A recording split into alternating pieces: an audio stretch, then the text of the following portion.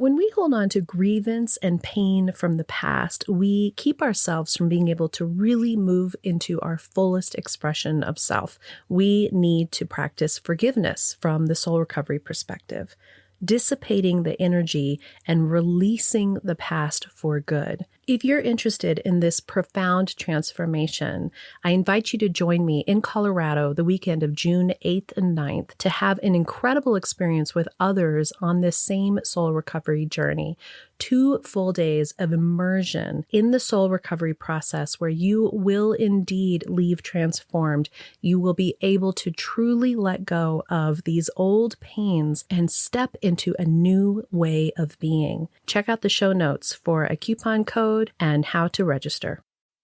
If you're listening to this at the date of its airing, it is February 2024, and Rich and I are in Indonesia for a trip of a lifetime celebrating our 30th wedding anniversary, which is exclusively through the power of doing soul recovery and creating a new life. So while I'm gone, I'm going to be replaying some of the content from the subscribers' bonus episodes that are listened to through being an Apple Podcast subscriber or Patreon member. I like doing book studies as inspiration on the bonus episodes. And last year, we worked with Paul Ferrini's book, Crossing the Threshold from Fear to Love. It's around the spiritual values that can allow us to be our whole, full self. And we're going to be using some of those values for you to put more tools in your spiritual toolbox and on your soul recovery journey. And just a quick pitch that if you like this episode and you like the concept of book studies or in-depth interviews, I hope you'll also become a bonus episode subscriber. Enjoy. Welcome to the Recover Your Soul podcast, a spiritual path to a happy and healthy life. My name is Reverend Rachel Harrison. I started Recover Your Soul after having profound changes in my life from my recovery of alcoholism, codependency, and control addiction. I was guided to share the tools and principles of spirituality and soul recovery to help others transform their lives as mine was transformed. For us to overcome external circumstances, we need to turn the attention to ourselves, focusing on our inner change and healing. Positive results in our lives will follow. Welcome back to the bonus episodes of the Recover Your Soul podcast. I'm Rev Rachel, and we are coming to an end of the year. Hard to believe that we are almost finished with 2023. And I wanted to come back to our book study on Paul Ferrini's book, Crossing the Threshold from Fear to Love, 31 Days of Spiritual Awakening. And we're taking these 31 spiritual values. We've been through quite a few of them at this point, and I probably won't continue on with the book next year just because I want us to have different things to study, but I definitely recommend this book if you didn't pick it up already. And so for the last 2 episodes of this year on the bonus episodes, we're going to hit a couple of really powerful values that I wanted to make sure that we covered. One of them is faith. So day 13, value 13 is faith. And this is so important because here we are in soul recovery on a spiritual journey. We're here following a spiritual path to a happy and healthy life and utilizing soul recovery to remember our wholeness, to connect to our higher power, and to come back to ourselves, letting go of the outside world. I'm going to read from the book as I usually do, and then I will reflect on it in the soul recovery perspective. If you're ready for soul recovery, as a spiritual coach, I can support your healing to help make real changes that will bring you a life of peace, happiness, connection, and abundance. You can also work in smaller groups by taking a deep dive in a Zoom workshop or with me in person at a retreat or an event. Join others on the soul recovery path once a month for the free Zoom support group or daily on the private Facebook page. Visit the website recoveryoursoul.net to book coaching sessions with me or find all the information you need about soul recovery, dates that are coming up, and how to register for those groups and workshops. To support the podcast and the community, check the links in the show notes to make a small monthly donation or a one-time donation of your choice that will make a huge impact to support this community and the soul recovery mission. Together, we can do the work that will recover your soul. Before I start reading, I want to make sure that I clarify that Paul uses the word God in this book. And I want to make sure that you use and translate that into whatever word feels right for you. So maybe it's love, maybe it's good, maybe it's universe, maybe it's divine, maybe it's cosmos, maybe it's spirit, maybe it's source. Soul recovery is very, very much about you discovering for yourself what is that connection to higher power for you. And whatever word or energy or concept fills you up with love and light and wholeness, that's the one to use.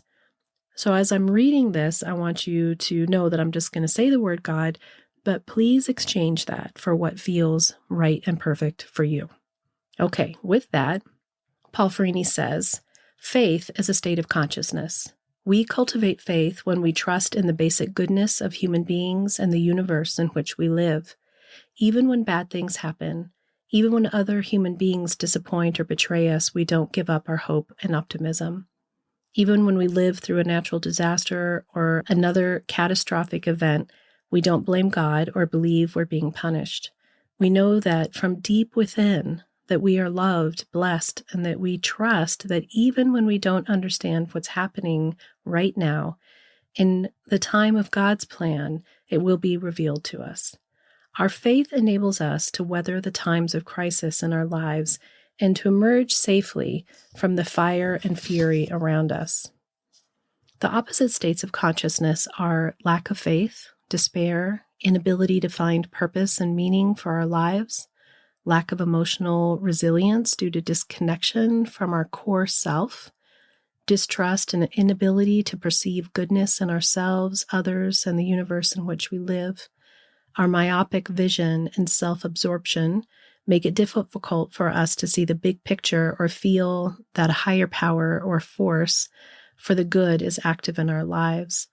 When our vision narrows and we can't see the forest for the trees, it's time to climb to higher ground so that we have a longer and wider view. It's time to get out of our heads and into our hearts where we can connect with love and regain our faith.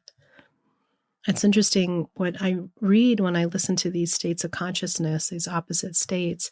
It's when we're in pain, when we're out of balance, when we're in our human need to control, when we're in the place where we think this is happening to us and that we need and want and have to make it change. And we want it to be different. We want to control it. Of course, that's how it can feel, especially if you are going through or have been through some major event in your life or the difficulties that we have. This idea of being able to truly touch into your heart where you know that you're being guided and held and loved isn't natural to us when we've been through so much. This is something that we're cultivating, that we're growing within ourselves. And this is the core concept of soul recovery. Can we believe that foundationally we are good, that the universe is good, that we get to choose what we think and feel and believe, that we can utilize our spiritual practice to bring us back into focus, and that we can then utilize these tools to actually demonstrate in our life how to live from this higher self, from this full self that is connected to something even greater still. And this concept of faith, I think, is so important because we want to trust all the people around us to be a certain way so we can be okay. But really, they're just human beings doing what humans do. And so when we open up to this awareness that we can collect ourselves, our thoughts, our beliefs, and shift how we see the world, change our perception to come from a more grounded, spiritually centered place, we start to see things as they are, and we let go of the need of everybody else to fulfill for us some hole that's in our heart. And we let go of disappointment and we let go of pain. And then we can be in the state of consciousness of faith. It's a shift that can happen within us slowly over time, and sometimes in a very quick manner where you see it in a new way. So I love this concept of us being able to look at faith from how Paul's sharing it with us, because it really resonates with me on the soul recovery perspective. Okay, so his next section is called the teaching. Like Job in the Old Testament, we're all tested at times by events and circumstances that feel overwhelming to us. At such times, we're challenged to reconnect to the source of love within in our hearts and to find our faith. I totally agree. Many of us feel defined from the outside, so that when something bad or difficult happens to us, we think that we are somehow to blame or are being punished by God or by other human beings. Isn't that so true? When something happens, we want to understand why. And we feel like it's a punishment instead of just the concept that life is complicated, that things are hard, that it doesn't always go perfect. And so this concept of really letting go of blame and guilt for ourselves and for others is a pretty profound shift in the way that we can see the world. He says, we condemn ourselves or we condemn others for what happened. This closes down our hearts and makes it difficult for us to recover from adversity and trauma. We're always looking for why. Why did that happen? Why did they say that? Why is it happening like this? Because our ego and our psyche inside, all of our various memories and parts are trying to understand and make sense of a nonsensical world. So often the answer of why is something really irrelevant. People do and say and act in ways that aren't congruent with who they are at times, or are just purely out of pain, or are by chance. And when we're desperately seeking for the why, we're desperately looking for a blame, then we're wasting the time and energy that we have right here, right now, to be present with ourselves and to connect to the feelings that we have and to know that we can and will make it through it, that we are strong enough to be able to handle anything. He says, if we're lucky, in time we take ourselves and others off the hook and we find renewed sense of meaning and purpose in our lives, if we're lucky, right? We may even understand in retrospect why an event or circumstance had to happen in order for us to wake up and pay attention to our soul's need for growth. This is so true for me. I think about how in the rooms of AA, people say that they're grateful alcoholics. And when I first started to hear that, I thought, what does that mean, you're grateful alcoholic? Well, if they had not had this situation, if I had not had the dark times that I had in my life, if I hadn't really hit a wall that was so intense that I didn't even want to live anymore, I wouldn't have gotten to a place where I was willing to do whatever it took, literally whatever it took, to break out of this internal prison that I had put myself in. So instead of seeing it as some sort of punishment, what if we look at it as our soul's growth, as our curriculum of life, that we are in this study of how our soul can grow and expand and learn and remember our wholeness, and stop seeing it as a punishment. And that's what he says next. And then we will know that it's not a punishment, but a blessing. Can we shift our focus and our energy within us to change the perception? Because if you see it different, you will experience it differently. And we all are going through difficult times on some level, some harder, some easier, but we're all experiencing discomfort. So when we allow ourselves to stop trying to think that there won't be any discomfort, and we start saying, what can I learn about this conversation? What can I learn about this particular moment in time in this relationship? What can I learn about how I'm interacting with people at work. How can I stand in a new way of seeing this financial situation that I'm in that feels really heavy and dark? Can I trust and have faith that I have the resources within me to be able to manage it? Can I lean into my connection with higher power and move past this desire for it to not hurt and allow it to hurt, but not choose to suffer? He says, many times, if not indeed all the time, we don't understand what's happening or why it's happening. So we try to give our own meaning to it, as I was saying earlier. We interpret what happens either positively or negatively, and either interpretations can be erroneous. If we are wise, we withhold judgment and try to accept and live with what is happening until we better understand it and can respond in a helpful way. This is the part of learning how in soul recovery we talk about letting go of judgment, positive and negative, trying to truly release that part of us that thinks that we need to figure it out. Can we just look at it for exactly what it is? And sometimes what it is isn't easy to look at. And sometimes what it is way better than we actually are perceiving it to be because we have all this sticky attachment to it. So to just accept it, to accept and live with what's happening until we can better understand and respond in a helpful way. He says, we learn to say, I don't know why this happened, and I don't know what it means. Can we just be in the space of not knowing? Can we trust? Can we have faith that we will have clarity for what is right for us? Not that we can figure out what it meant for them, why they did such and such, but truly that we within ourselves will have the capacity to handle and show up for and be present in a way that is healthy and true and right for us. He says, we take time to get our arms around it, and eventually we can embrace it and work with it. As we take this necessary time, we hold ourselves and others harmless, right? We can not inflict harm on ourselves or on others because we don't blame or shame anyone.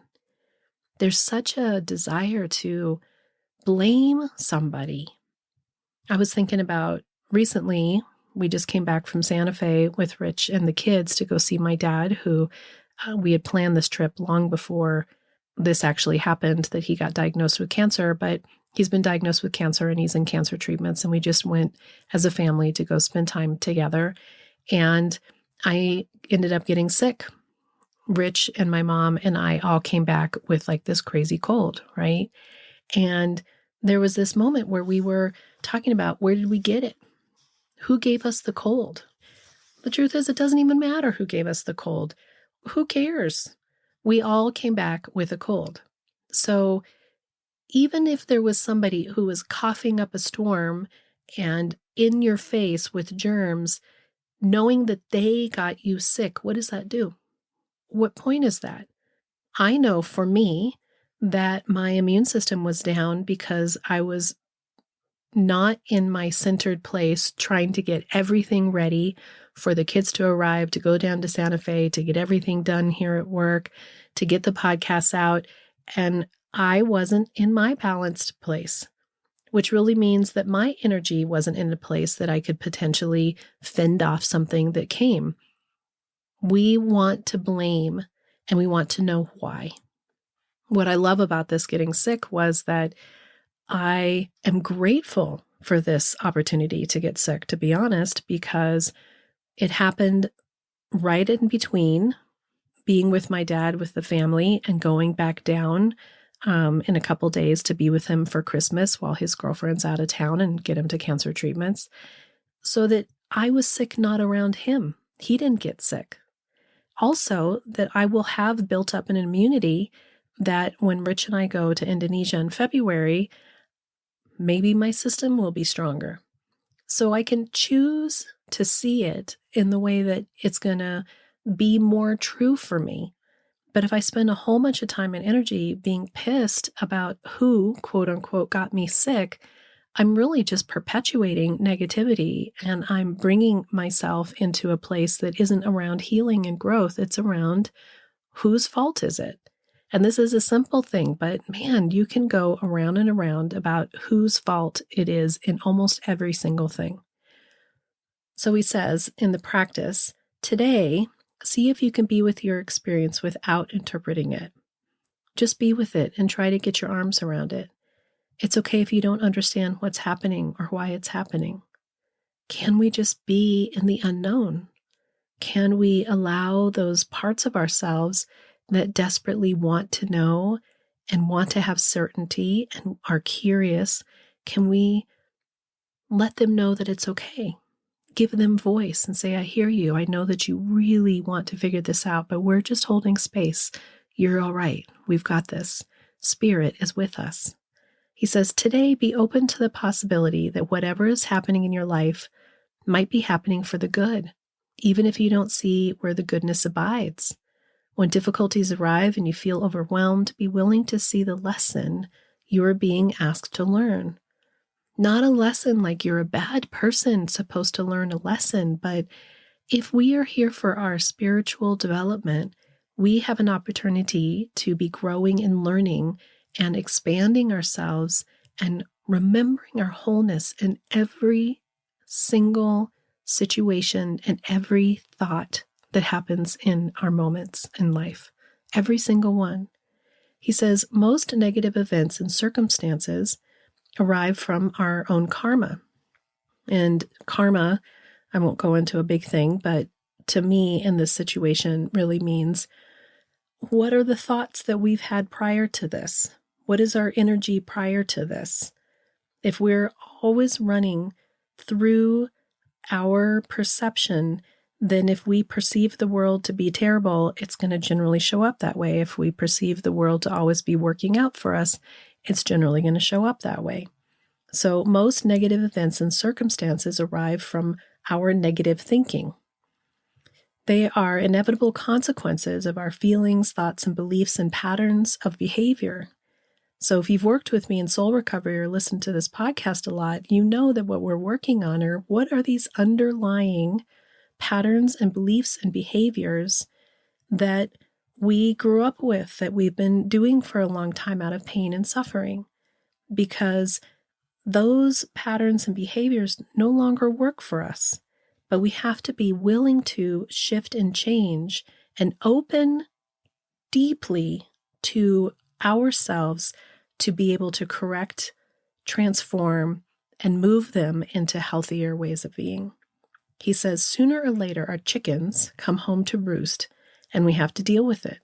We have to take responsibility for what we have created.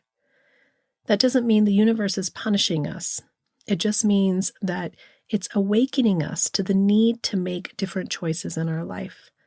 I believe this so strongly that we are not being punished. We don't bring sickness to ourselves because we are bad people. We don't have bad things happen to us because there is some, again, this is me and my beliefs, there is some being who is pointing their finger down at us and saying, you deserve this because you're a bad person. Life is complicated. Being human is complicated. But if we are energy, if the universe runs on energy, we can change how we perceive and respond and participate in our lives in a way that makes it so that we're not bringing towards us like a magnet difficulty. And when we do stand in difficult times, because they happen, we interact with it in a different way. To decide that you're not being punished like a child, but you're being awakened can completely affect how you see the world. He says it's asking us to change our consciousness so that we can change our experience. When we take responsibility and learn our lessons, we plant better seeds that will grow into healthier plants. We always reap what we sow. Today, ask yourself, am I blaming the God or universe for the difficulties or obstacles that I'm facing? If the answer is yes, be a little more restrained and humble. God does not want to punish you. The opportunity is to wake up and take responsibility for what you are creating. Today, understand that life always challenges us to deepen our understanding and our faith. These are the lessons that we can learn along the way. Remember something important here. He says God tests you, and I have a little issue with the word tests because I think the universe just is. So I'm going to say the universe just is, and these experiences that we have, because we are here to learn and to grow. I believe the universe loves us deeply, that there is only love in its purest form, and that all of our perception and our attachment to the humanness comes with a lot of complexity. And if we're willing to learn, then we're able to let go of the past. We're willing to let go of the why. We're willing to let go of the blame. We're willing to let go of the shame and open to our full true nature, which is connection to the divine, connection to the one, that we are whole, that we are holy. He says, during challenging times, we either trust God or we don't. If we do, that trust will see us through and we'll cross the threshold. Remember, this book is Crossing the Threshold from Fear to Love. If we don't, we'll shrink back into our victim consciousness and the door will not open for us. How powerful is that? If during challenging times, if we can trust and have faith that we are strong enough, that we are not alone, that we indeed are being held and resourced and loved, then we can work through what's happening within us. We can absolutely release what we no longer need, changing our patterns, changing our beliefs. He always has journaling prompts, and one is, what is your Job moment? Meaning, what is the challenge moment? What is the moment in your life where you are really being pushed, and then out of that being pushed, what has come out of it that has allowed you to expand and to grow and to potentially see the world in a different way? When we look back on the difficulties of our lives, so often it feels like we won't ever make it. And yet, for those of us who are lucky, it says earlier, if you're lucky, then we'll see the world in this new way. For those of us who are lucky and interested in taking the narrow path into our hearts, into spirituality, we recognize that those difficult moments actually taught us so much and gave us so much strength and so much awareness, and maybe taught us to let go of the other people in our lives, that they need to take responsibility for their own experiences, that we are not responsible for everyone else's happiness. We are only responsible for our experience and how we show up in the world around us. Another one of his prompts is, how has your faith been tested in the past? And how is it being tested right now? I know for me that my faith is getting stronger, and yet I'm incredibly human.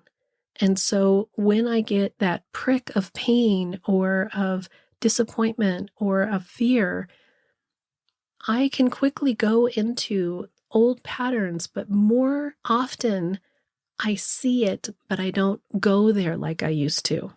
I recognize that my body, my psyche, my old way of being wants to run that old, rugged, ugly path that was so comfortable, and that I can choose to come back to my spiritually grounded, centered place.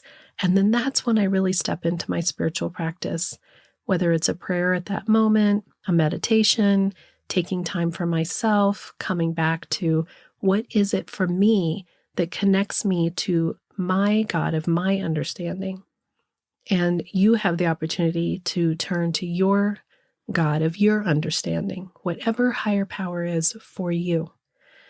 Wow, what a beautiful chapter around faith, and especially at this time of the year, which is the holidays, to remember to step into this knowing that you are loved and held and resourced, that everything that you need is within you, that you are whole. Until next time, namaste. Thank you for listening to the Recover Your Soul podcast. And if you loved what you heard here, every Friday we have a bonus episode, and you can access this by becoming a subscriber through Apple Podcasts for only $3.99 a month, or become a Patreon member. And on this platform, you can choose $5, $15, or $25 a month to show what you want to support the show with. On both of these subscriber platforms is an entire catalog of back episodes intended to inspire and support you on your soul recovery journey. I really want to invite everybody to attend the free once a month, every first Monday of the month support group. This is on Zoom. Everyone is welcome to attend. And by giving a like or a review and sharing this with your friends and family really helps us to share the soul recovery message with even more people. We are on social media. We are on all the platforms. I am on TikTok. You can listen to guided meditations by Rev Rachel Harrison on Insight Timer. Thank you for supporting the show. Thank you for being part of the community. To find out more about soul recovery and everything that's being offered, visit the website www.recoveryoursoul.net. Together, we can do the work that will recover your soul. The Recover Your Soul podcast and its content is for educational purposes only and is not allied or representative of any organizations or religions. It's based on the opinions and experience of Reverend Rachel Harrison. Recover Your Soul claims no responsibility to any persons or entity for any liability, loss, damage, or cause alleged to be caused directly or indirectly as a result of its use. Applications or interpretations of the information represented herein. Take what you need and leave the rest.